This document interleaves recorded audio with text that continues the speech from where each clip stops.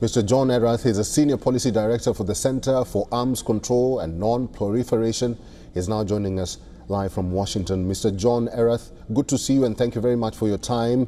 Why do you think Russia is escalating this surprise attacks on Ukraine? And because Volodymyr Zelensky is saying that such attacks are prolonging the war.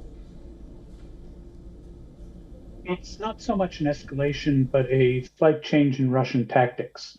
They've gone from frequent attacks on Kyiv and other Ukrainian cities using primarily drones almost every night to now doing it once every 2 weeks, but to make bigger attacks when they do.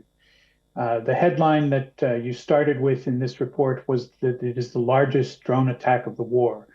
It's the largest because they're foregoing smaller attacks in favor of something that's going to grab headlines, that's going to underline the costs of continuing the fight for Ukraine and Ukraine supporters. What is the message that Vladimir Putin is trying to send across? Because you say that they're targeting the headlines. Now that we've said it's the biggest attack yet, what is the message here that Putin is trying to put across to the world, not to Ukraine? The message is very clear, and it hasn't changed for 3 years. It's that the cost of continuing the fight is too great for Ukraine and Ukraine supporters, and that Russia is prepared to continue fighting for as long as it will take. This is probably hiding some kind of weakness on the Russian side.